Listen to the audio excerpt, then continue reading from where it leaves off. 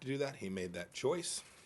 We have to deal with China as it is, not as we wish it to be. Other nations are arriving at the same conclusion. Australia and Canada have suspended their extradition treaties with the territory.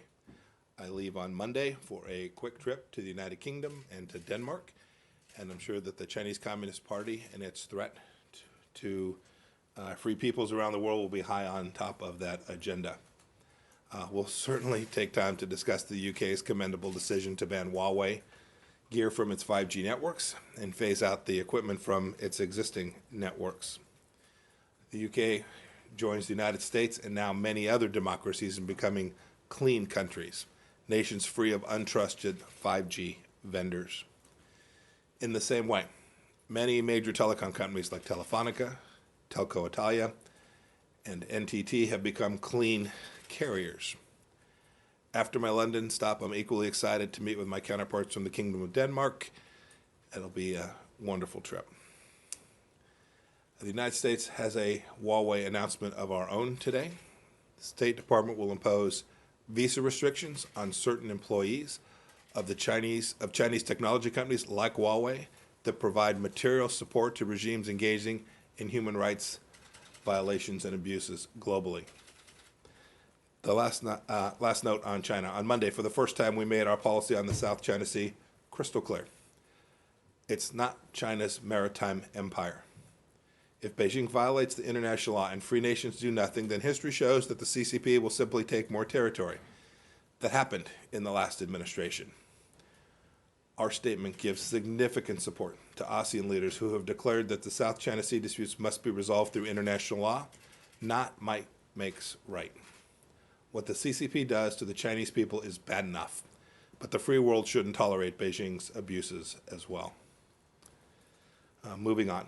Today, the Department of State is updating the public guidance for CAATSA authorities to include Nord Stream 2 and the second line of Turk Stream 2. This action puts investments or other activities that are related to these Russian energy export pipelines at risk of U.S. sanctions. It's a clear warning to companies aiding and abetting Russia's malign influence projects will not be tolerated. Get out now or risk the consequences. Let me be clear, these aren't commercial projects. They are Kremlin's key tools to exploit and expand European dependence on Russian energy supplies, tools that undermine Ukraine by cutting off gas transiting that critical democracy, a tool that ultimately undermines transatlantic security. The United States is always ready to help our European friends meet their energy needs. Today I have with me Assistant Secretary for the Bureau of Energy Resources, Frank Fannin, who will take questions here when I'm complete with respect to this action. A second Russia-related matter. I want to express the United States' deep sadness at the reported killing yesterday of a Ukrainian military medic. We join the people of Ukraine in condemning the ongoing brutal aggression of Russia-led forces in the Donbass and pay tribute to Ukrainians killed and wounded fighting for their democracy. To Africa. The United States and Kenya launched the first round of negotiations for a bilateral free trade agreement on July 8th. Our vision is to conclude a comprehensive, very high standard agreement with Kenya that can serve as a model for the entire continent. In the Caucasus region, the United States is deeply concerned about the recent deadly violence along the Armenia-Azerbaijan international border. We offer our condolences to all of the victims. We urge the sides to de-escalate immediately and reestablish a meaningful dialogue and a ceasefire to resume substantive negotiations with the Minsk Group as co-chairs. A little closer to home. Today I'm announcing visa restrictions on individuals responsible for or complicit in undermining democracy in Guyana. Immediate family members of such persons may also be subject to restrictions. The Granger government must respect the results of democratic elections and step aside. A few weeks back, I think right here, I called out the Pan American Health Organization for failing to disclose details of the Mice Medigos program that used Cuba's slave trade in doctors to rake in more than $1 billion. Today, I welcome that organization, PAHO's decision to initiate an independent review. Regarding Venezuela, the UN has found yet more harrowing evidence of gross human rights violations by the illegitimate Maduro regime, citing more than 1,300 extrajudicial executions for political reasons in 2020 alone. International pressure on Maduro must continue until the Venezuelan people can reclaim their democracy. A final item on the Western Hemisphere this morning. The United States officially assumed the chair of the Summit of Americas process on Friday of this week past. We're looking forward to hosting the 9th Summit of Americas in 2021. Since I last spoke to you, the Department has notified Congress of almost $25 billion more in potential foreign military sales, including a proposed sale to Japan of 105 F-35 Lightning fighter jets valued at up to $23 billion. It's the second largest single sale notification in U.S. history. This sale and others accompanying it continue to demonstrate the robust global demand for American defense partnerships. We're helping the world in other ways too. Today we're providing an additional $208 million to the most vulnerable nations to overcome the COVID-19 pandemic, bringing our total now to more than $1.5 billion since the outbreak began. Pretty remarkable charity from the United States people. But no American export, no amount of money is as important as our principles. Tomorrow, I'll be at the National Constitution Center in Philadelphia. I'll present the public report of the State Department's Commission on Unalienable Rights. As I explained at the Claremont Institute last year, and again at Kansas State University during the Landon Lecture, this administration grounds our practice of foreign policy in America's founding principles. There is nothing more fundamental to who we are than our reverence for unalienable rights, the basic God-given rights that every human being possesses. Whether defending the American people from threats, supporting international religious freedom, or encouraging countries to secure property rights by upholding the rule of law, America defends rights and does good in the world. Tomorrow you get to hear some of my thoughts on the Commission's fine recommendations that are encompassed in the report that they've been working on now so diligently and for so long. Happy to take a handful of questions. Okay, we're going to attempt to give Matt Lee the first question from AP. Matt, go ahead. Are you on the line? Hello, can you hear me? We can hear you. Voice of Aha. Well, good morning and greetings from my basement. Mr. Secretary, it's been a long time. I'm sure you've missed me as much as I've missed you. Can I ask things really quickly?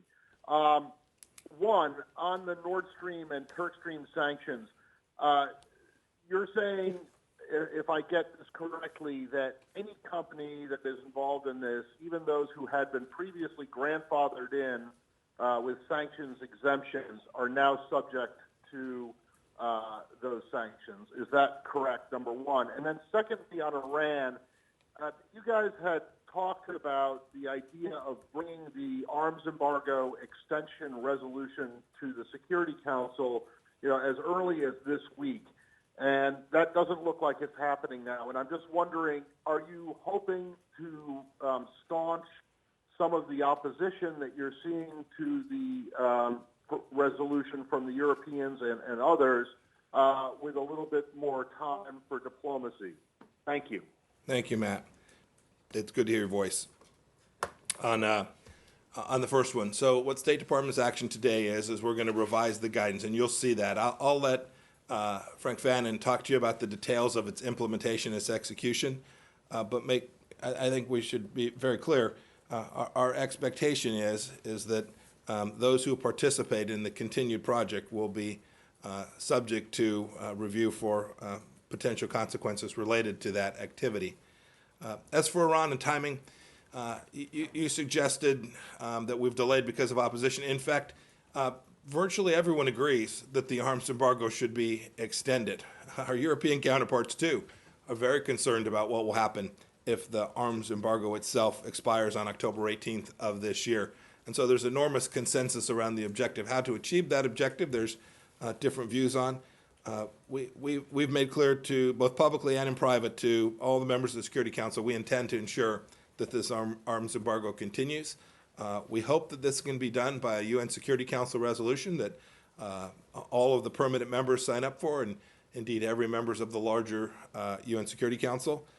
But in the event that that's not the case, we are still going to do everything in our power to achieve that end, and we think we'll be successful ultimately in doing that. The precise timing of that, we're going to keep to ourselves until such time as we're ready to move to the UN Security Council and introduce the resolution. We're not that far away from doing that, Matt. James, go ahead. Mr. Secretary, two questions, if I may, on Yes, China. sir. Yesterday, in his lengthy remarks, President Trump indicated that It's been quite some time since he last spoke to Chinese President Xi Jinping. This suggests that there is effectively no engagement between our two countries at top levels. It seems that just about every day or several times a week, one or the both of you announce some incremental new measure aimed at punishing the Chinese regime. But I don't think, as you stand there right now, that you can tell us that over the several months this has been going on without this form of engagement, that there's been any discernible change in China's conduct. So are you essentially tilting at windmills with these various incremental steps? And then I have a follow-up. Why don't you ask your second one, and I'll take them both, James. If you don't mind, I'd prefer to ask it separate. They're very separate. I do mind. If you'll ask the second one, I'll get to it.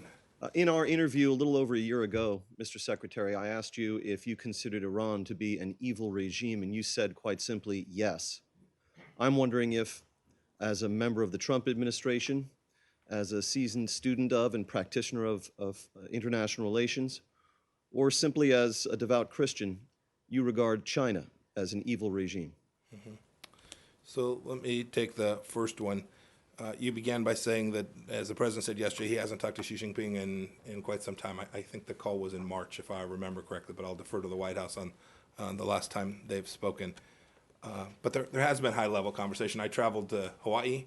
Now it seems like a little while ago, but it was just a few weeks back where I met with Wang Xishe. We continue to have a dialogue and conversations at every level within the State Department. It's happening in other agencies across the U.S. government too. So there's a significant amount of conversation between the two countries. What's important, James, is that conversation has changed. That conversation is different than we've had, frankly, for decades between the United States and the Chinese Communist Party. It is no longer, and I think Chinese leadership understand it is no longer the case that it's going to be acceptable that the United States is simply going to allow the important commercial relationships that we have between our two countries to put the American people at risk. And that's what had happened. This isn't political. This is multiple administrations across both of the major political parties, where for an awful long time our policy simply reflected allowing China to engage in behavior that was radically unreciprocal, enormously unfair to the American people, and frankly put America's national security at risk. And so we have begun to turn that around. There is still real work that needs to be done, but you can see in each of the policies that the administration undertaken in the last 2.5 years a marked reversal. In terms of Chinese behavior, how have they responded? You've seen the language that they use. You can see that we're having a real impact, and we will continue to do the things we need to do to make sure that the American people are safe and secure, and that we have a set of fair and reciprocal relationships. That's the end state desire. We want good things for the people of China. We have a Chinese Communist Party that is putting freedom and democracy at risk by their expansionist, imperialist, authoritarian behavior. That's the behavior that we're trying to see changed. We've still got work to do. This is a regime that failed to disclose information they had about a virus that's now killed over 100,000 Americans, hundreds of thousands across the world, cost the global economy trillions and trillions of dollars, and now is allowing the World Health Organization to go in to conduct what I am confident will be a completely whitewashed investigation. The reason, I hope I'm wrong, I hope it's a thorough investigation that gets fully to the bottom of it. I've watched the Chinese Communist Party's behavior with respect to the virus that emanated from Wuhan, and they have simply refused. They've destroyed samples, they've taken journalists and doctors who were prepared to talk about this and not permitted them to do what nations that want to play on a truly global scale and global stage ought to do: be transparent and open and communicate and cooperate. And the Chinese use that word. The Chinese Communist Party talks about win-win and cooperation. Cooperation isn't about nice language or summits or meetings between foreign ministers. It's about actions. And that's the expectation that we are setting for the Chinese Communist Party. We need to see fair, reciprocal responses. We're hopeful that they'll complete their requirements under the Phase 1 trade deal. And we're hopeful that we'll see changes in their behavior across the entire spectrum where they have unfairly treated America for far too long. Your second question was about China and how we use language. I'll leave my comments about China precisely where I just left them in the previous. Evil regime. I appreciate your question. I'm going to leave my comments for today precisely where. As I will tell you, the things that are happening on a human rights scale, I've described as the stain of the century. I stand by those remarks. Nike, go ahead. Mr. Secretary, how are you? I'm good, Nikki. How are you today? Good. Good. Two questions, if I may. The first one is on China and Iran. The second one is on China and Taiwan. I would like to, what is your assessment of the prospective trade and military partnership between Iran and China? And how would you respond to criticism that the U.S. sanctions have further strengthened the alliance between the two countries? And separately, if I may, on Taiwan and China, what is your comment on China's threats to impose sanctions on American company Lockheed Martin over U.S. arms sale to Taiwan? What is the calculation of the State Department when it approved the arms sale to Taiwan? And should U.S. companies be punished when the U.S. government is implementing the Taiwan Relations Act? Thank you. Yeah. So your second question is easy. No, of course not. We had an American company conducting business that was consistent with American foreign policy, the policy of the arms sales that we made to Taiwan. I regret that the Chinese Communist Party chose to make that threat against Lockheed Martin. It's not the first time they've chosen to do that to an American contractor who was working on a program that was between the United States and Taiwan. So I regret that. I hope they'll reconsider that and not follow through on the remarks that were made yesterday or the day before when they made them. Your first question was about Iran and China. I mean, well, a little history is in order, right? Think about a long time ago, Persia. And the relationship, this is not brand new. But I think what you saw in the reporting there, and something we've been following, is evidence of a couple simple things. First, the need to extend the arms embargo. Right? Now we have reporting that suggests that not only when the arms embargo will expire does the Secretary of State of the United States believe that China will sell weapon systems to Iran, but the Iranians believe that China will sell systems to Iran. And indeed, they have been working on it, waiting for this day, waiting for midnight on October 18th for this arms embargo to expire. I think Europeans should stare at that and realize that the risk of this is real, and that the work between Iran and the Chinese Communist Party may well commence rapidly and robustly on October 19th if we're not successful at extending the UN arms embargo.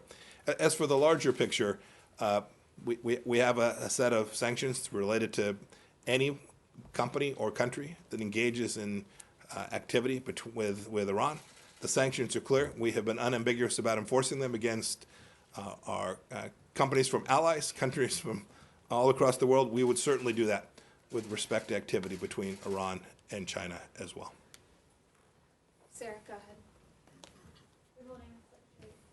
Two questions, if I may. First on... Yes, that seems to be the rule today, yeah. so yes. From Channel 4 News in the UK, I know you've commended the UK's decision on Huawei.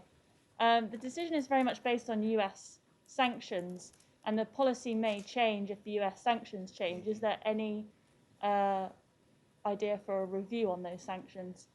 And secondly, with the coronavirus, of course, there's been restrictions on visas for UK citizens entering the US. Both governments pride themselves on a very special relationship. Is there any notice of those restrictions being relieved at all? I hope so. We are working closely not only with the United Kingdom, but with countries all across the Schengen zone and across Europe more broadly, and indeed countries in Asia as well, to do our best to get the science and health right to get international travel back open. It's a complicated process. Each country's got a set of different conditions, and as you can see in many countries, even regionally, they have different conditions on the ground. We're trying to get that right, and we certainly hope that we can get this going with the United Kingdom just as quickly as possible. I had an update, I think it was 2 days ago now. We're getting closer to a common set of understandings about how we'll do that. Not only that we'll do it, but the procedures that we would use so that we could execute that safely. Your first question was the British decision with respect to Huawei yesterday. We were happy about it. Faster is always better to get this equipment out of their system. It's a security risk. This isn't about commercial interests. This is about protecting the information, in this case, of the United Kingdom's people. You suggested they did this because of U.S. sanctions. I don't actually think that's true.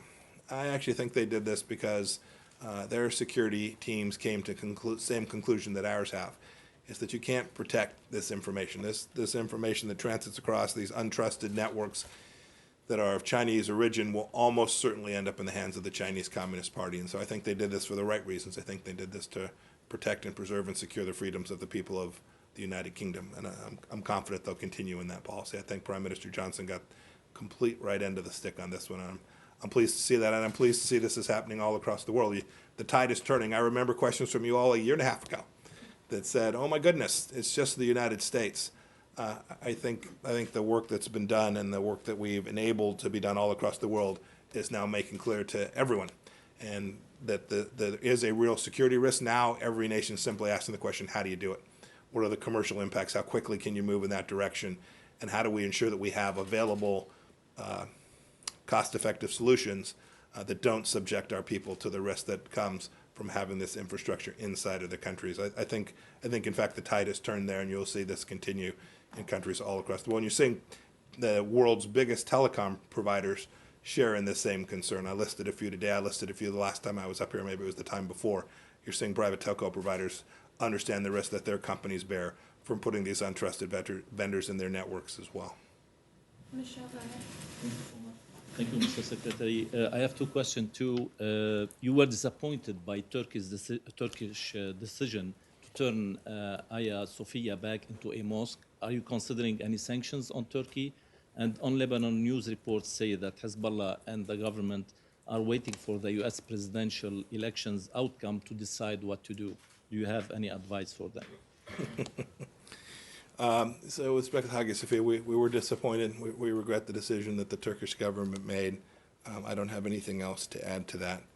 As for Lebanon, I just don't have anything else to add this morning. As for Lebanon, the Lebanese people have a simple set of demands. It's really very straightforward. They don't want corruption. They want a government that's responsive to the people. They want a government that is not subject to influence from designated terrorist group Hezbollah. They want what people all across the world want. That's what they're in the streets marching and asking for. They want basic economic activity research. They want taxes to be collected in a fair way. These are the things that the people of Lebanon are demanding. They should continue to demand them. And when a government shows up that will do that well and do that right, I am very confident that countries from all across the world and the IMF will show up to provide them with the financing they need to execute a reform plan that is worthy of the people of Lebanon. And I think that'll happen whether in this administration or the next one. I think the United States position here has been pretty clear and is bipartisan. Thank you. Normal, go ahead. Yes. Thanks, Mr. Secretary. Yes, sir. Just one question. With two parts, right? No, and what should we infer from your statement on the South China Sea? I mean, the fait accompli that China has created in the South China Sea, they remain in place. They remain fait accompli. The fishing fleet, the maritime militia, they continue to operate in what is considered disputed. What are your expectations? What should we infer are your expectations of China following this, strengthened U.S. position? Yeah. So after extensive legal review, the State Department for the first time made clear what we believe the law reflects. This is how the United States operates all across the world. And so we set down very clearly the markers that says these are the legal requirements. So we will then go use the tools that we have available, and we will support countries all across the world who recognize that China has violated their legal territorial claims as well, or maritime claims as well. And we'll go provide them the assistance we can, whether that's in multilateral bodies, or whether that's in ASEAN, whether that's through legal responses. We'll use all the tools we can. You use the term fait accompli. I think things have shifted dramatically in the region. I think you're seeing countries all throughout Asia, and indeed in Southeast Asia and in the Pacific, recognizing that the United States is prepared to do the things necessary to assist them in protecting their valid legal claims. So I think it was really important. The statement we made on Monday, I think, was very, very important in not only demarcating the United States position, but making clear that we'll support other nations in the region that do a similar thing with respect to protecting their capacity to preserve the maritime boundaries that their people are entitled to. And I've got time for one more. Ebony, go ahead. Thank you. Mr. Secretary, two questions, if you'll indulge me. Yes, ma'am. You spoke earlier about how much the U.S. relationship with China has changed over the last few decades. I'm wondering if you consider India an increasingly important trade and military partner, and if those conversations are happening at a high level. And secondly, I would like to know if there's been any development in the negotiations with European officials on the travel ban, and as our cases continue to spike, if it's possible that the region will remain off limits to U.S. travelers for the rest of the year. Yeah, I'll leave to the White House task force the details. But yeah, we've been working with Europeans. Everyone's trying to get it right. I'm just trying to do the analysis. We know this. We know there's a way to safely travel, to make sure people come here. We don't create risk for them when Americans travel to their country, and they don't create increased risk when they travel here. We know there's a way to achieve that, and we're going to do it. We're going to do it as quickly as possible. Your first question was about India. And you started with the predicate of our relationship with China has changed. I think it's worth noting the reason for that change is the Chinese Communist Party's behavior. That's important.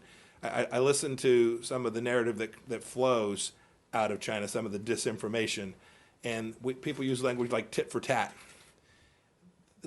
These aren't tit for tat exchanges. This is America standing up for its own people, and the world now coming to understand the threat that the Chinese Communist Party. So to the extent there's been a change in relationship, it is a direct result of the behavior of the Chinese Communist Party. And so when that stops, we'll do that. India's been a great partner. I'm going to speak to the U.S.-India Business Council here in a couple of hours, I think, or maybe it's this afternoon now. They're an important partner of ours. I have a great relationship with my foreign minister counterpart. We talk frequently about a broad range of issues. We talked about the conflict they had along their border with China. We've talked about the risk that emanates to China from Chinese telecommunications infrastructure there. You saw the decision they made to ban several dozen Chinese software firms from operating inside of their country on the phones of people operating inside of India. I think the whole world is coalescing around the challenge that we face, and the democracies, the free nations of the world, will push back on these challenges together. I'm very confident of that. Thanks, everybody. Thanks for joining me today. Frank's going to answer some questions for you on the revised language to our CATSA guidance. Thanks, everybody.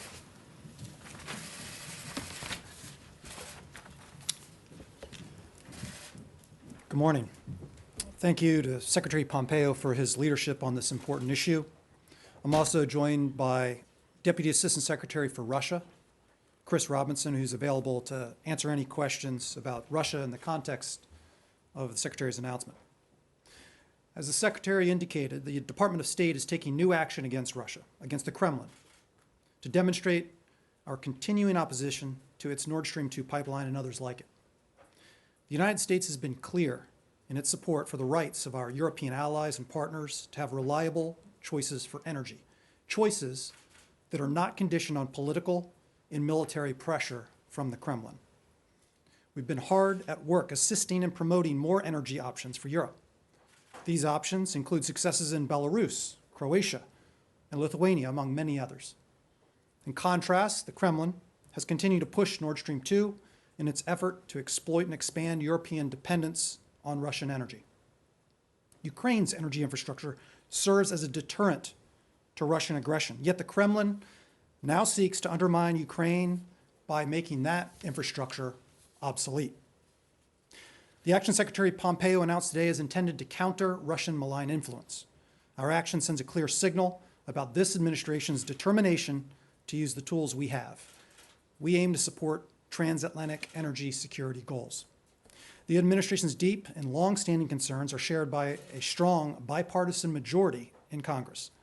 That includes concerns about Nord Stream 2 and the second line of Turk Stream, another Kremlin-backed pipeline project in southern Europe.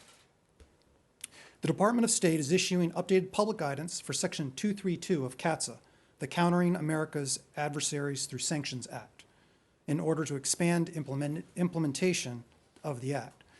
This includes investments for other activities related to a broader scope of Russian energy export pipelines for Nord Stream 2, as well as the second line of Turk Stream. We know Russia's Gazprom is attempting to protect its decades-long near monopoly for supplying gas to Europe. Today's update to CATSA goes a long way to buttress our overall diplomatic approach. We're working with our European allies and partners on projects that diversify rather than limit their options. Our ultimate goal is to enhance transatlantic energy security by way of expanded energy suppliers, routes, and types of fuel, including investments in renewables and nuclear energy. Thank you, and with that, I'm happy to take a few questions. Let's try the phone line again. Want to test it out. Do we have Will Maldin from the Wall Street Journal? Will? No? Okay. What about Lara Jakes, New York Times? Our phone line died? Okay. Yeah, I called them both. Not working. Okay. Nick, go ahead. Okay, good to see you.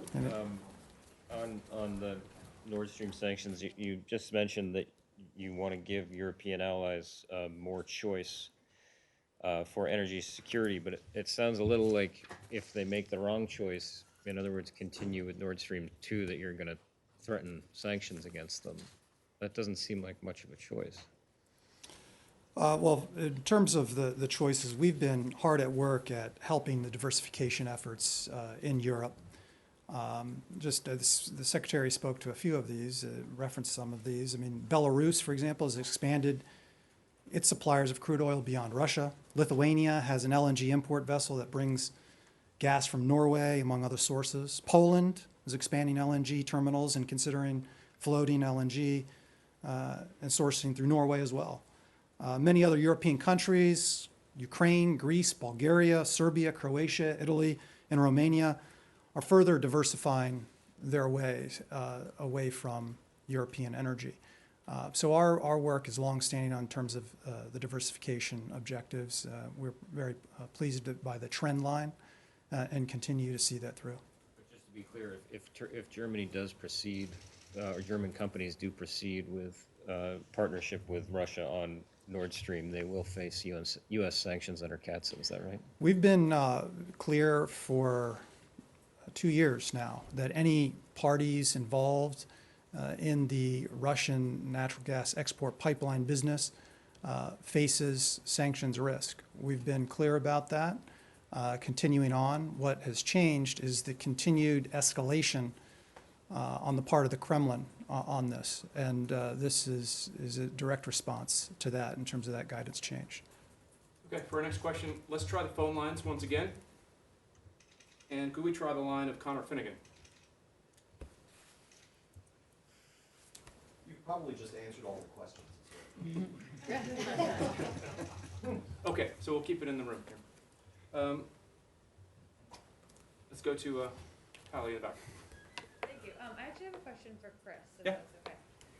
So I'm just wondering, broadly speaking, how you would characterize U.S.-Russia relations at this moment in time. And yesterday, on a phone call between Secretary Pompeo and Foreign Minister Lavrov, they discussed a possible P5 meeting in the near future. I'm wondering if you can provide any more details and why it would be a good idea for President Trump and President Putin to meet at this moment in time. Sure. So I don't have anything specific on the P5, but I do think it speaks to the broader effort. And that is, and the President's been clear, it would be in our interest to have better relations with Russia. We have a range of dialogues with the Russian government across a range of different issues. But for that dialogue to improve and for the relationship to improve, Russia needs to end its aggression, whether it's in Ukraine or whether it's interference in our internal affairs or the affairs and the elections of our friends and allies. Russia needs to cease its aggression for that bilateral relationship to improve. So we continue to talk to them, but like with the action we're taking today, we're also taking steps so that we can effectively and consistently counter Russian aggression and work with our allies and partners to do so. And has there been any progress in U.S.-Russia relations, would you say, over the past year? In some ways, there has been. We've begun discussions on arms control and strategic stability, as you've been briefed on in the past. We have resumed a U.S.-Russia counterterrorism dialogue in order to protect our national interests. We've had very frank conversations about where we disagree, whether it's interference in our affairs, Russia's own treatment of its own citizens. We have a very frank conversation about that because we have the dialogue channels. But we've also been effective at countering Russian aggression. And again, the action today helps us reinforce that message so that hopefully over time we can get the relationship on a better footing. Thank you. Torsten? Yeah, back to Nord Stream and Germany. And the question is, when you say you're adjusting the guidelines, does it mean that you are not getting the concern from the European side that you were expecting for your cause and addressing Russia? And if so, why not? I'm not quite sure I understand the question. So when you talk to your European partners, Yeah. and you're saying now you have to adjust the issue of Nord Stream with the new sanctions imposed, Yes. right? Is it that when you talk to your European partners, Germany, France, etc., is it that you don't get the same level of concern about Russia that you have, and if so, why? We see a growing concern in Europe for Russia's ability to use energy for malign purposes. But in terms of the specific countries, why don't I ask Chris to comment? Sure. I think you see a growing majority of countries that are concerned about Nord Stream 2 and the impact it would have on European energy security, or, as Frank laid out, enabling Russian aggression. And so we are adding our voice to those European voices today that are concerned about Russian aggression, and how do we effectively counter that? The tools that we have made available today help reinforce that message.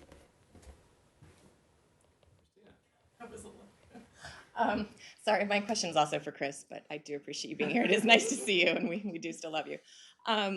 In the Lavrov call yesterday, I'm wondering if the topic of Russian bounties in Afghanistan came up and if that was discussed. I can't get into all of our discussions. I think the Secretary's been very clear that we have a frank conversation with Russia with regard to Afghanistan. We have taken steps to address all threats, and we will continue to do so, whether it's from Russia or Iran or any other actor. We will take the steps necessary. But I think, sort of pivoting back to what we're talking about today, we are consistent about pushing back against Russian aggression. That's what we're doing today with our steps with regard to expanding CAATSA authorities to protect European energy security.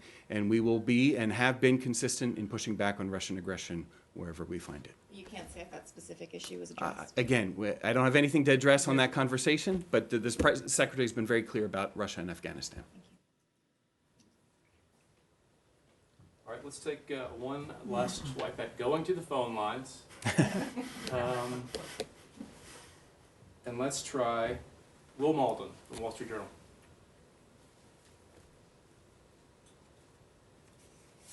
Okay, can't say we didn't try. We'll take maybe one or two more. James?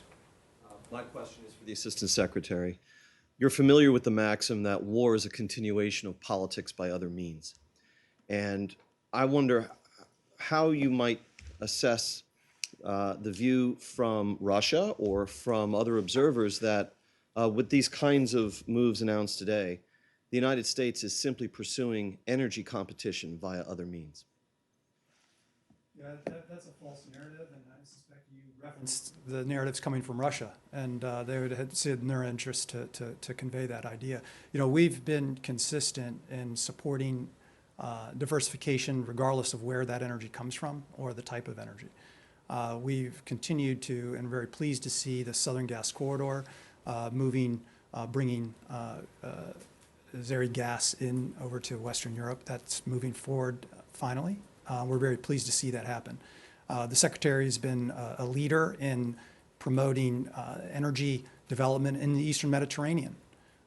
And so that's another area of again, non-U.S. gas coming in, but it's for the purposes of improving the diversity and the security of Europe.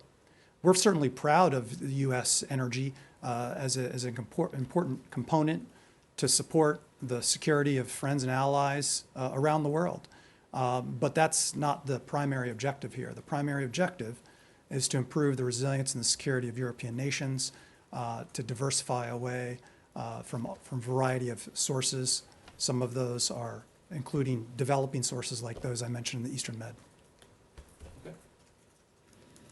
One last question in the back. Tracy. Thank you.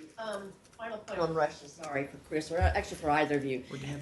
Given what you've said about Russia's malign behavior, is it still the plan to invite them to to join a G7 meeting, and would you recommend that they be invited? So the Secretary has answered this before, that this is a discussion for the G7 members, but it is important to have dialogue with Russia. But we've also been clear and consistent about calling out Russia and holding Russia to account for its malign activities. And so those two elements of our bilateral relationship will continue, and we will continue to do that in partnership with our G7 partners and with all of our NATO and European allies and partners. Thank you. Thanks.